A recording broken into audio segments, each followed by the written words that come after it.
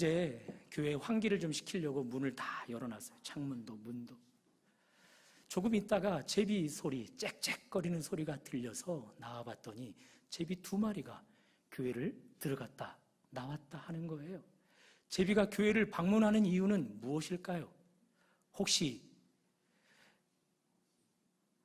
검은 보화가 가득된 박씨라도 저에게 물어주려고, 여러분들에게 물어다 주려고 그러는 걸까요?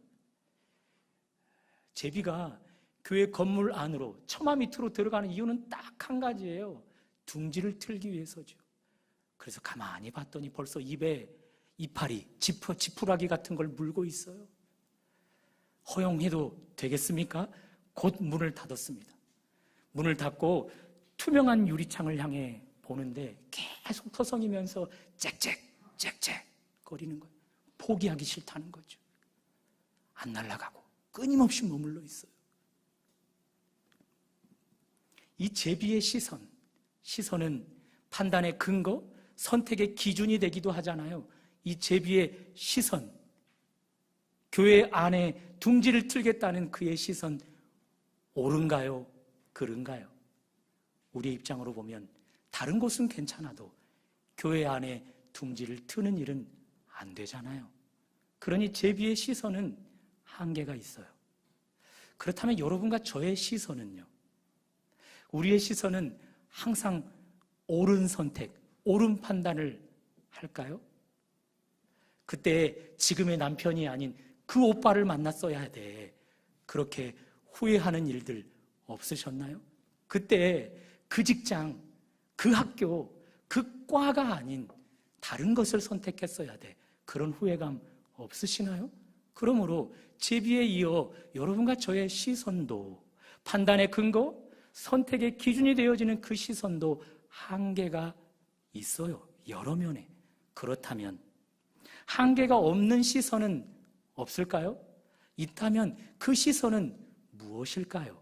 말씀을 듣는 가운데 그 시선의 답을 깨닫고 오늘도 한 말씀이라도 마음에 담고 가는 시간 되기를 주님의 이름으로 축원합니다. 오늘 17절은 이렇게 시작합니다. 17절을 볼까요? 스크린으로 봐주세요. 예루살렘에 이르니 형제들이 우리를 기꺼이 영접하거늘. 바울과 그의 일행이 드디어 오랜 항해 끝에 목적지 예루살렘에 도착했어요.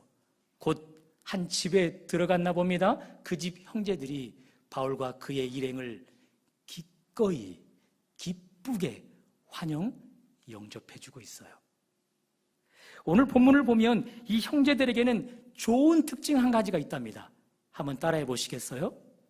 판단 기준이 소문이 아니다.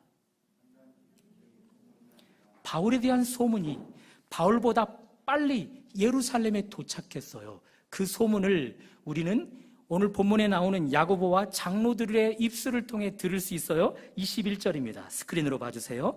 내가 이방에 있는 모든 유대인을 가르치되, 소문은 3가지입니다. 첫째, 모세를 배반하고, 둘째, 아들들에게 할례를 행하지 말고, 셋째, 또 관습을 지키지 말라 함을 들었더라.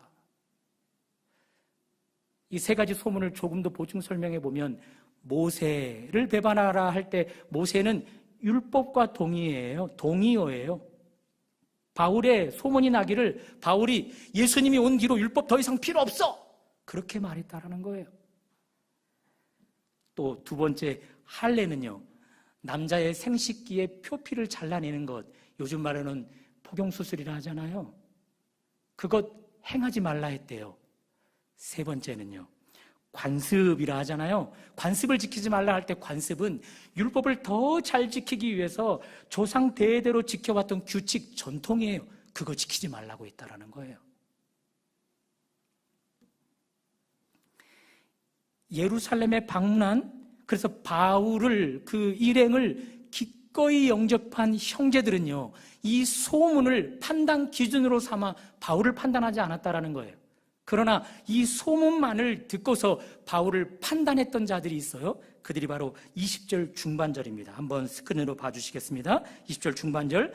유대인 중 수만 명이 있으니 다 율법의 열성을 가진 자라.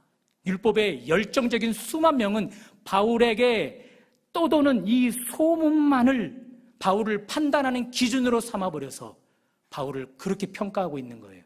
감히 모세를 배반하라고? 감히 할례를 행하지 말라고? 감히 율법을 더 잘 지키기 위한 전통을 무시해버리라고? 그러면서 바울을 기꺼이 영접하기보다는 공동체의 최대 악으로 여겨서 제거하기에 급급해요. 오늘 여러분과 제가 처음 만났다고 생각해봐요. 제가 여러분을 알기를 원해요. 그런데 제가 여러분을 알 때 판단 기준이 있어요. 외모로만 판단을 해요. 여성들은 김태희가 판단 기준이에요. 김태희를 닮아 V라인? 예쁘네.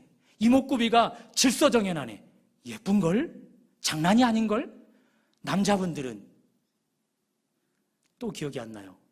요즘에 버터라는 노래로 뜨고 있는 누구예요? 어떤 팀이에요?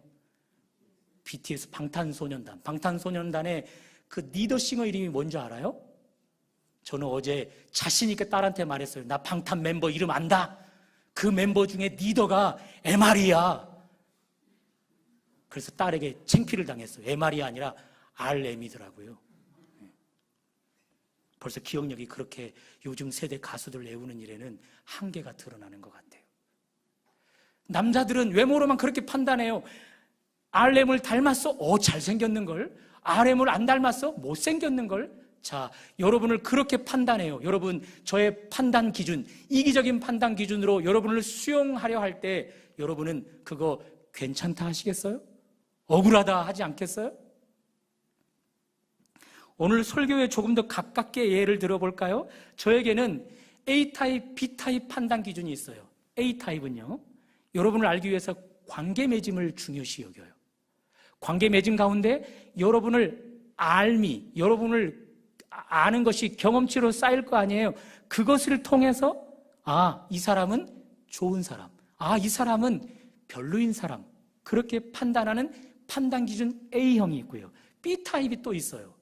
그것은 관계 맺음 무시, 관계 맺음 가운데 쌓아지는 경험치 무시, 오직 판단 기준은 다른 사람의 평가, 다른 사람의 소문, 그것으로만 여러분을 좋은 사람, 나쁜 사람 평가해버려요. 여러분은 A타입 평가 기준, B타입 평가 기준, 이 두 평가 기준 중에 어느 평가 기준으로 여러분이 평가받기를 원하십니까? A타입이잖아요. 우리는 누군가가 우리를 A타입으로 관계 맺은 다음, 그런 다음 경험치가 쌓인 다음, 그 다음에 우리를 평가해 주기를 원하잖아요. 그래야 제대로 된 평가니까. 그런데 우리는 다른 사람에게는 A타입의 평가를 받기를 원하면서 혹 B타입으로 다른 사람은 우리의 마음대로, 다른 사람의 평 들은 대로, 다른 사람의 소문을 들은 대로만 평가할 때가 있지 않냐는 것이죠. 바울이 지금 그런 일을 당하고 있어요. 나와 관계 맺어보지 않았던 자들이, 나와의 경험치를 한 번도 쌓아보지 않았던 자들이 그저 소문만을 듣고서 바울을 평가해버려요. 공동체의 최대 악, 제거해야 될 존재, 얼마나 억울하겠어요. 앞서 말한 바울을 기쁘게 환영했던 이 형제들, 이들도 우리가 지금 읽었던 21절에 바울에 대한 소문을 들었을 거예요. 그런데 왜 이들은 소문을 판단 기준으로 삼아 바울을 내쳐야 할 공동체의 최대악, 제거해야 할 대상으로 여기지 않고 오히려 기꺼이 환영해야 될 대상으로 여겼냐라는 거예요. 도대체 이 형제들의 판단 기준은 뭘까요? 그것이 궁금해요. 예수님께서 일찍이 사람을 판단할 때 이 기준으로 하라 말씀하셨어요. 제 말로 표현해 보면 마태복음 7장 15절에서 17절까지 내용이에요. 답을 먼저 말씀해 볼까요? 사람을 판단할 때 열매를 보고 판단하라 해요. 질문을 던져볼까요? 제주도에서 열매 맺는 나무는 어떤 것이 있죠? 귤나무. 또 무슨 나무가 있어요? 뭐 한라봉은 다 귤가니까. 또 뭐가 있어요? 없죠. 제주도에는 열매 맺는 나무가 하나도 없죠. 그렇죠. 귤밖에 없어요. 그죠? 제가 지지난주인가요?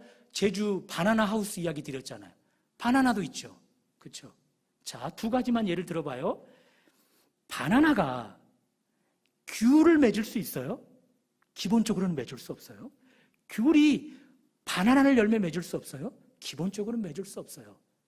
예수님의 설명이에요. 바나나가 바나나를 맺을 수밖에 없듯, 귤이 귤을 열매 맺을 수밖에 없듯, 좋은 나무는 좋은 열매를 맺고 나쁜 나무는 나쁜 열매를 맺는다. 사람도 똑같이 좋은 사람이라면 좋은 열매를 맺고 나쁜 열매라면 나쁜 열매를 맺는다. 그러니 나무나 사람을 판단할 때 열매를 보고 판단하라. 바울을 기꺼이 환영했던 이 형제들은 바울의 열매를 보고 그 열매를 판단 기준으로 삼았던 거예요. 우리가 사도행전을 잘 공부해 왔잖아요. 사도행전 가운데 바울의 여정을 잘 살펴왔잖아요. 바울은 여기저기 선교지마다 복음을 전해서 많은 교회를 세웠잖아요. 이거 확실한 하나님의 열매잖아요. 뿐만 아니죠. 예루살렘 교회가 재정으로 어려움을 당한 것을 알고서 그가 세운 교회마다 헌금을 드리게 하여서 많은 헌금을 모아 지금 예루살렘 교회의 어려운 재정을 도와주고 있잖아요. 얼마나 큰 열매예요. 바울을 기꺼이 환영한 이 형제들은요, 그 열매를 보고 바울은 좋은 사람이구나, 좋은 열매를 보니 그는 좋은 사람이구나, 그러니 기꺼이 환영해야 될 존재구나, 그렇게 판단했던 거예요. 우리는 어떤가요? 우리의 판단 기준은 성경적인가요? 예수님의 가르침을 따라서 예수님의 시선으로 사람을 대하는가요? 예수님의 판단 기준으로 우리의 것을 삼아 우리는 사람을, 교회를 평가하고 있는지요? 아니면 예수님의 가르침과는 전혀 무관한 다른 어떤 것들로 판단의 기준을 삼고 있는지요? 바울에 대한 소문을 바로 잡으면서 오늘 설교 본문을 조금 더 전진해 가면 좋을 것 같아요. 21절을 다시 한번 보십니다. 스크린으로 봐주십시오. 세 가지. 첫 번째, 모세를 배반하고. 바울은 모세, 율법을 배반하라 하지 않았어요. 율법은 예수님께로 인도하는 이종표, 예수님께로 이끌어가는 표지판과 같아서 꼭 필요하다, 이렇게 말했어요. 그러니 잘못된 소문이 난 거죠. 두 번째, 할례를 행하지 말라. 할례는요, 율법 중에 최고의 계명이라 할 수 있어요. 문제는 당시 유대인들이 할례만이 하나님의 자녀된 표, 하나님께 구원받은 표라 여겼던 거예요. 바울은 그것을 다르게 이야기해 주는 거예요. 오직 할례가 아니라 예수를 믿는 믿음이 하나님의 자녀된 표요, 하나님께 구원받은 표라, 그렇게 강조했어요. 세 번째, 관습을 지키지 말라, 그렇게 말한 것이 아니라 그 관습, 그것, 율법을 더 제대로 지키기 위해서 오랜 동안 지어놓은 규칙인데 그것이 예수께로 이끌고 예수를 바로 알게 하면 얼마든지 허용, 그러나 그것이 예수님께 이끌지 못한다면 거절해야 된다는 거죠. 자, 이 바울의 잘못된 소문을 통해 바울의 강조점을 알 수 있겠어요? 바울의 세계관을 볼 수 있겠어요? 바울의 세상을 보는 창을 볼 수 있겠어요? 바울의 판단 기준을 알 수 있겠어요? 그에게는 오직 예수예요. 예수로 율법을 판단해요. 예수를 통해 율법을 보고 그 율법이 그른지 옳은지 판단해요. 할례를 바라볼 때도, 할례를 평가할 때도 기준이 예수예요. 율법을 더 잘 지키기 위해서 만들어 놓은 관습도 그 평가 기준이 예수예요. 그에 반해 이 잘못된 소문만을 들었던 수만 명, 율법에 열정적인 사람들은요, 그들의 세계관, 그들이 세상을 보는 창은, 그들의 판단 기준은요, 오직 율법이에요. 감히 율법을 무시하고 예수를 강조하다니, 그런 바울 얼마든지 제거해 버려야 해. 율법의 최고치 할례를 행하지 말라고?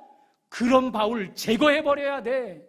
율법을 더 잘 지키기 위해서 만들어 놓은 관습을 지키지 말라고 그런 바울 제거해 버려야 돼. 오직 판단 기준이 율법이에요. 세계관이 충돌을 일으키고 있어요. 예수라는 세계관과 율법이라는 세계관이 충돌을 일으키고 있어요. 그것이 오늘 본문에 그대로 드러나요. 바울을 기꺼이 환영했던 이들에게서는요, 그들의 세계관은 예수예요. 예수의 시선으로 바울을 바라봤더니 그는 율법을 거역하는 자가 아니에요. 할례를 무시하는 자가 아니에요. 관습을 무시하는 자가 아니에요. 그래서 그를 기꺼이 환영하는 거예요. 반대로 수만 명, 율법에 열정적이었던 사람은 오직 세계관이 율법이기에 그런 율법을 무시하고 할례를 무시하고 관습을 무시하는 바울은 공동체의 최대악 제거해야 될 대상인 거예요. 우리에게 적용해 볼까요? 우리의 세계관은요, 여러분이 세상을 보는 창은요, 여러분의 판단 기준은요, 오직 예수이신가요? 예수 그분을 통해서 세상을 보고 계시나요? 그런 분들은 사람을 대할 때 특징이 있어요. 나보다 남을 낮게 여겨요. 여기 낮 지읒 아니에요. 시옷이에요. 나보다 남을 높게 여겨요. 그가 많이 배웠든 적게 배웠든 많이 가졌든 못 가졌든 상관없어요. 외모가 뛰어나든 외모가 뛰어나지 않든 상관없어요. 예수님의 시선으로 바라보는 사람은 누구를 대하든지 나보다 남을 낮게 여기는 특징이 있어요. 교회를 대할 때도 예수님의 시선으로 교회를 대하는 사람들도 이런 특징이 있어요. 한번 따라해 볼래요? 교회, 나의 고민, 나의 사랑. 스크린으로 한번 봐주시겠어요? 필립 얀 씨의 책이에요. 그가 이런 책 제목으로 책을 냈어요. 교회, 나의 고민, 나의 사랑. 여러분, 이 주제 속에 감추어진 내용을, 함축된 내용을 읽을 수 있겠어요? 교회는 하나님이 사랑하는 사람들의 모임이잖아요. 이 사랑을 세상으로 전해야 될 자들의 모임이잖아요. 그런데 교회 안에는 사랑만 보여요? 아니에요. 사랑보다 더 커 보이는 것들이 있지요. 상처, 절망, 슬픔, 좌절, 실패. 그래서 교회는 고민일 수밖에 없지요. 그런 상처 때문에 교회를 떠나가는 사람들이 한둘이 아니에요. 필립 얀 씨도 교회를 바라봤을 때 고민이에요. 갈등이에요. 그래서 교회를 떠나가 버렸어요. 그때까지는 그의 시선이 예수의 시선이 아니었어요. 그런 그가 예수의 시선으로 교회를 바라봤더니, 그래, 교회 고민이야, 갈등이야. 그러나 예수의 시선으로 봤더니 그 교회는 여전히 사랑해야 될 대상이야. 그렇게 여겨서 그는 교회를 저런 책을 통해 세워가고 있어요. 여러분과 제가 예수의 시선으로 교회를 바라보면요, 교회는요 여전히 여러분과 저에게 고민거리예요. 갈등거리예요. 이 교회에 가야 되는지 말아야 되는지, 저 사람 때문에 상처받아서 이 교회 저분 때문에라도 견디고 버텨야 하는지 늘 고민이에요. 그런데 예수의 시선으로 바라보면 저런 상처 많은 자를 우리 주님은 여전히 사랑하시며 여전히 품고 계시거든요. 그래서 그 상처를 받았음에도 불구하고 그 상처받은 자를 품으면서 교회를 사랑하며 세워가게 되는 거예요. 이것이 예수의 시선이에요. 그러나 반대로 예수의 시선이 아니라면요, 예수의 시선이 아닌 세계관이, 세상을 보는 창이, 판단 기준이 세상 것이라면요, 그것이 나의 기준이라면요, 어쩔 수 없어요. 모든 사람은 나에게 맞으면 허락, 나에게 맞지 않으면 배척이에요. 교회를 상대할 때도 나에게 맞는 교회는 내가 열심을 내지만 맞지 않으면 얼마든지 배척이에요. 예수의 시선으로 교회를 바라보지 않고 예수의 시선으로 교인을 바라보지 않으면요, 그 사람 때문에 아파 보는 일이 없어요. 그 사람 때문에 고민해 보는 일이 없어요. 교회를 향해서도 그 교회 때문에 아파하고 눈물 흘려 보는 일이 없어요. 오직 예수의 시선으로 교회를 대할 때에만 교회 나의 고민이지만, 교인 나의 고민이지만 여전히 나의 사랑이라 할 수 있는 것입니다. 이 시대를 살아가는 사람들의 세계관, 판단 기준이 얼마나 잘못됐는지 이 하나의 이슈로만으로 얼마든지 증명해낼 수 있을 것 같아요. 여러분은 타블로 가수를 아십니까? 그가 래퍼잖아요. 그의 인기가 최상에 달았을 때 한 사람이 그의 학력 위조를 문제시 삼았어요. 그가 어렸을 때 외국에서 자랐고 스탠퍼드 대학을 나왔는데 그 학력이 위조라는 거예요. 그의 말은 큰 파장을 일으켰죠. 그리고 그의 말에 찬성하는 사람들이 인터넷 카페 모임을 만들었어요. 그것이 타진요예요. 타블로에게 진리를 요청합니다. 그 약자 타진요. 이 소요 사태를 막기 위해서 타블로는요, 그의 졸업장을 그 학교에서 떼다가 증명해냈어요. 타진요 어떻게 반응했을까요? 이거 가짜다. 여전히 믿지 않고 계속해서 위조임을 부각시켰죠. 결국 언론사가 팔을 걷어붙이고 나섰습니다. 여기저기 취재를 해보고, 그리고 그가 나온 스탠퍼드 학교까지 찾아가서 그의 졸업장을 확인했어요. 그리고 이런 결론을 내렸어요. 타블로의 학력 위조는 거짓, 정확하다라는 거예요. 타진요는 어떤 반응을 보였을까요? 이제는 타블로에게 언론사까지 매수되어서 저렇게 타블로의 편을 들고 있다 더 열정적으로 반대하기 시작했어요. 결국 이것이 법정 판결까지 갔습니다. 판결문이 났습니다. 타블로의 학력 위조 근거 없는 사실. 결국 그 일로 타진요의 핵심 멤버들이 구속되었고 형을 살고 있어요. 이 이슈로만을 통해서 우리 얼마든지 알 수 있어요. 이 시대의 세계관은요, 이 시대의 판단 기준은요, 예수가 아니에요. 자기예요. 내가 기준이에요. 내가 믿고 싶으면 믿어버리고 안 믿고 싶으면 안 믿어버려요. 그것이 참이든 거짓은 상관이 없어요. 옳든 그르든 상관이 없어요. 내 마음이 가면 거짓도 참이라고 주장해버리고요, 내 마음이 가지 않으면요, 참도 거짓이라 주장해버려요. 이것이 이 시대의 판단 기준이라고요. 이 판단 기준이 교회 안에까지 들어와서 내가 판단 기준이에요. 예수님의 시선이 판단 기준이 아니에요. 저 교인을 바라볼 때 내 마음이 가면 그 사람은 옳은 거예요. 내 마음이 가지 않으면 옳은 그 사람은 그런 사람이 돼버리는 거예요. 내 마음이 가면 옳은 교회라 할지라도 그런 교회가 돼버리고요, 내 마음이 원치 않으면요, 뒤집어져 버리는 거예요.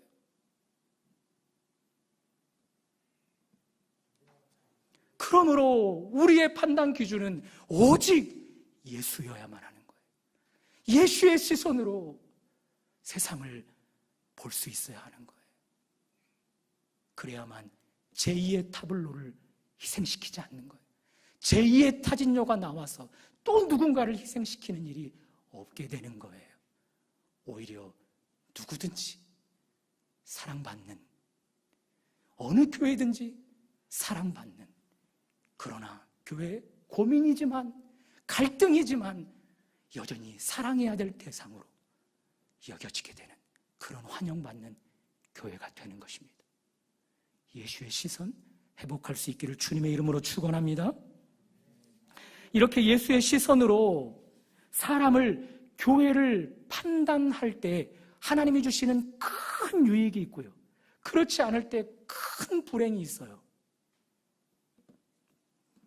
19절을 다시 읽어볼 텐데요, 예수의 시선으로 바울을 평가했던 자들에게 일어나는 열매예요. 19절을 한번 읽어보시겠습니다. 시작. 바울이 무난하고 하나님이 자기의 사역으로 말미암아 이방 가운데서 하신 일을 낱낱이 말하니, 20절, 그들이 듣고 하나님께 영광을 돌리고. 바울을 예수의 시선으로 판단했던 자들로, 그 자들에게 바울이 지금까지 하신 하나님의 일을 이야기해 주는 거예요. 그 일들로 들었던 자들이 함께 하나님께 영광을 돌리고 있어요. 우리가 교인을 바라볼 때 판단의 기준을 예수의 시선으로 판단하면요, 그 사람이 누구든지, 그 사람의 오늘의 수준이 어떠하든지 그 사람을 통해 하나님이 하신 일들을 보게 될 거예요.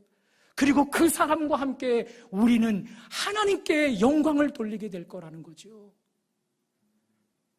반대라면요, 예수의 시선으로 사람을 판단하지 않고 내 기준, 다른 세상 것들로 기준을 삼아버리면요, 그것이 앞에서 말씀드린 수만 명 복음의 열정적인 자들이에요. 자, 그들이 바울을 어떻게 대하는지 보십시오. 27절 스크린으로 봐주세요. 하반절, 그를 붙들고, 그리고 32절, 바울치기를 그치는지라. 왜 붙들었어요?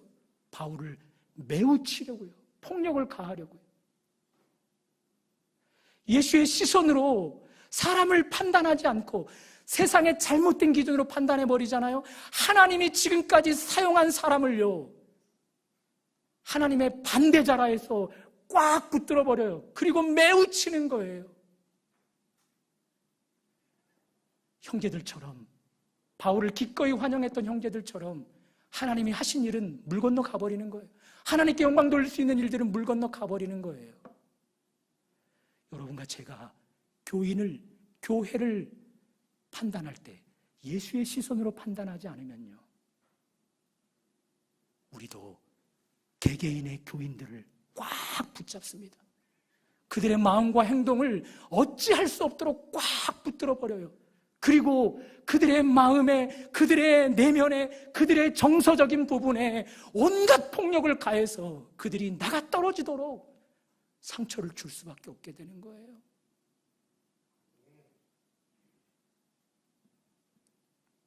그러므로 우리는 선택해야 합니다. 우리의 판단 기준을 예수로 할 것인지, 나로 할 것인지, 세상의 그 어떤 것으로 할 것인지, 그것이 어느 것이냐에 따라서 하나님이 하신 일을 보거나 하나님께 영광을 돌리거나 오히려 하나님의 일들을 하는 사람을 폭력을 가해서 제거해버리는 일들로 결론이 난다라는 것입니다. 또 하나를 살펴볼까요? 바울을 기꺼이 환영했던 사람들보다 바울을 잘못된 판단 기준으로 판단해서 바울을 꽉 붙들고 폭력을 가하려 했던 자들이 다수일 때 어떤 현상이 일어나는가? 예수의 시선으로 교회와 교인을 판단하는 사람은 소수, 동일한 교회 가운데 예수의 시선이 아닌 자기 기준으로 판단을 하는 사람들이 다수일 때 그 교회가 엉뚱한 일에 에너지를 쓰는 것을 보게 돼요. 그것이 20절입니다. 한번 다 같이 읽어보실까요? 시작. 그들이 듣고 하나님께 영광을 돌리고. 이들은 누구예요? 형제들이에요. 바울을 기꺼이 환영해서 하나님이 하신 일을 듣고 하나님께 영광을 돌리는 형제들. 그런데 하나님께 영광을 돌리는 일은 짧게 끝나요. 그 요절을 계속해서 읽어보십시오. 시작.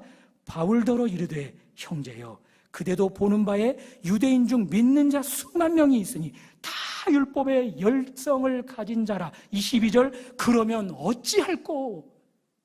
하나님께 영광을 돌리는 일은 짧게 끝나버려요. 그리고 이 고민 덩어리를 해결하는 일에 머리를 맞대는 거예요. 드디어 리더십들이 해결책을 만들었어요. 바울에게 이런 제시를 합니다. 바울, 너를 반대하는 사람이 수만 명인데 너 그 반대자들에게 달리 보이면 어떠니? 네가 예수만이 아니라 율법도 중요하게 여기는 자로 말이다. 그 일을 위해 딱 좋은 일이 있다. 지금 율법에 따라 결례를 행할 일이 있는데 너도 머리를 깎고 그들과 함께 율법의 의식을 행해다오. 그러면 너를 반대했던 자들이 너를 찬성하게 될 것이다. 무슨 이야기인지 아시겠어요? 온 교회가 가진 힘을, 온 교회가 가진 재정을, 온 교회가 가진 시간을 예수의 시선이 아닌 자기 기준으로 판단하고 평가하는 그들의 문제를 해결하는 일에 다 사용하고 있다는 거죠. 엉뚱한 일에 힘을 사용하고 엉뚱한 일에 에너지를 낭비하고 엉뚱한 일에 재정을 낭비하는 일들이 있게 되는 거예요. 결론을 내려볼까요? 여러분과 저의 시선이 예수의 시선이 되지 않으면 우리는 누구에게도 하나님이 하신 일들을 나타낼 수 없고 그런 일들로 하나님께 영광을 돌릴 수 없는 것은 물론이요, 하나님의 일을 하는 사람 역시도 반대자로 여겨서 그에게 폭행을 가하고 그를 꽁꽁 묶어두고 나아가서는 교회 재정을, 교회 시간을, 교회가 가진 힘을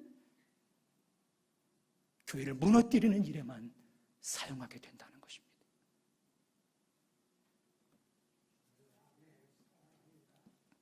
제비의 시선을 서문으로 입을 뗐습니다.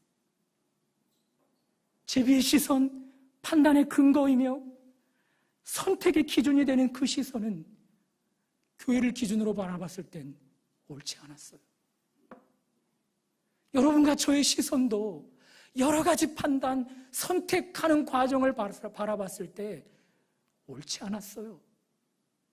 그래서 우리는 한계가 없는 그 시선을 찾아야만 했어요. 그 시선은 바로 예수, 그분의 시선이에요.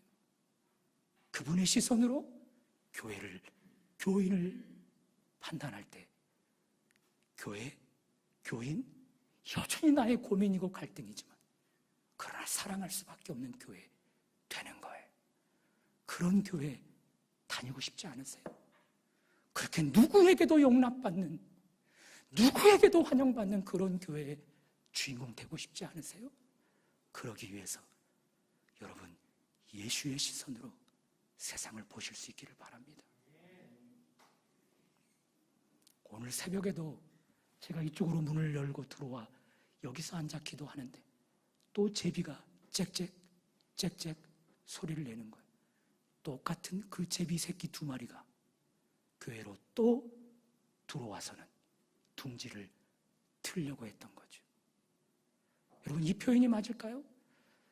산자의 입은 거미줄 쳐요, 못 쳐요? 못 치죠. 죽어있는 입술에는요 칠 수 있겠죠. 사람이 살 때에만 집이에요. 사람이 살지 않으면 그 집은 흉가예요. 곤충들이, 짐승떼들이 자기의 보금자리 만들어버리는 거예요. 기도했어요. 하나님, 왜 제비가 하나님을 예배하는 거룩한 초소에 왜 자기 둥지를 틀려고 하죠?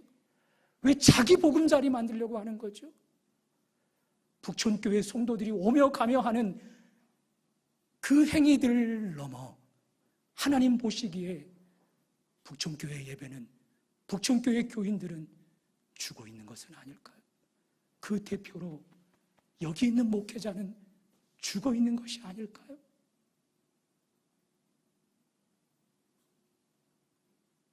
저의 개인적인 생각이지만 또 문을 열면 제비는 또 날아와서 둥지를 틀려고 할 것입니다. 그들에게 둥지를 내어주겠습니까? 어둠의 영들이 좌지우지할 수 있도록 그들에게 이 자리를 내어주시겠습니까? 세상의 판단 기준이 들어와서 마음껏 휘둘러버리는, 그래서 아무것도 하지 못하라고 꼭꼭 메어버리고 내면에, 심령에, 영적인 부분에 온갖 폭력을 가해서 상처를 주는 그런 교회 되도록 그저 방치해 두시겠습니까? 예수의 시선으로 교회를 바라보시고 교인을 바라보시고 나의 오늘의 신앙생활을 바라보셔서 우리의 삶이 회복되시기를 주님의 이름으로 축원합니다.